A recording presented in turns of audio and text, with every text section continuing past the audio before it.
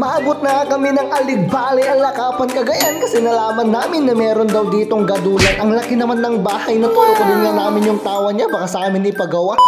Bagong araw, bagong video na naman at syempre Manong Music yung nagbabalik. Welcome na naman kayo sa panibagong serye ng buhay ko bilang isang off-duty guard. Aluminum Combustor Edition. Ay, may nag-chat na sa akin at nagtatanong kung masango ba namin ang mag-estimate. Sabi ko naman idamag ko kay boss. Ang reply niya, awan babayad no kwalods nag-estimate na. Ang sagot ko, wala mga beshuwakness ko. Kaya sa mga gustong mag-estimate po ng kanilang tawa, huwag mahiyang mag-comment sa baba. At heto nga mga beshuwakness ko, dumating na yung araw na aming isinet para puntahan yung bahay na kanyang ipa-estimate. Kasama ko na nga ang aking boss manager Amo, kaya nga naman bay na muna sa barangay La Papurok Sirmata. Pagdating nga namin dito sa may roadwork next 100 million ay medyo traffic na, buti na lang mahaba talaga yung aking kwan. O baka iba yung piniisip nyo, yung aking kwan, yung pasensya. Ano ba? Medyo na-stranded nga kami dito ng kaunti at makalipas ng 15 minutes at 1 hour ay heto na, umandar na nga kami. Kaya nga pala traffic sa part na to kasi ina-upgrade o di kaya dinedevelop yung kalsada nila dito. Uy, sana all no, nagkakadevelopan. Kayo hanggang kaibigan lang.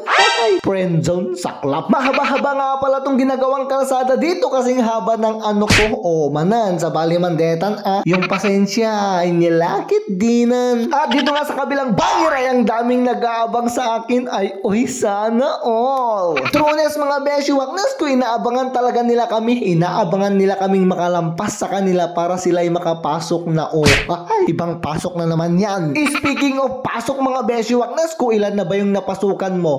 Lugar hangak kwa. Sa bali kami pampanunutin nyo sa kayo, naka-green minder kayo. Pumasok nga pala kami dito sa may welcome to Aligbali, Alakapan, Cagayan kung saan merong maligayang Pasko at manigong bagong taon. Kailan tilad na kami nga may video. At nag-left turn nga kami dito sa may Blanco Barrio. Blanco, hindi ko mabasa di Blanco Barrio.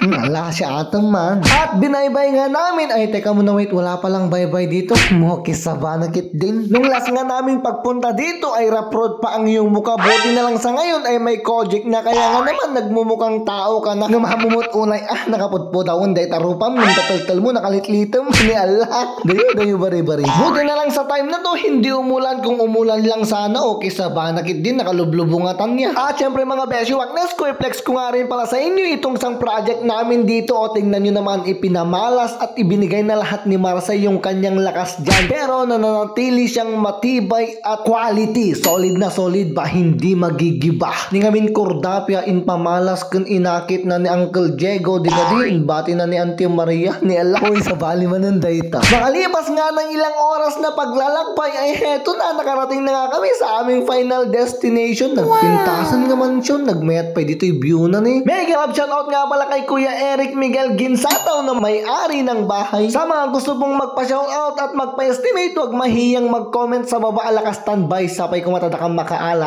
I love you today, tomorrow, and yesterday. Yung gadol nga pala, joke lang yun. Kinuha ko lang ang iyong attention.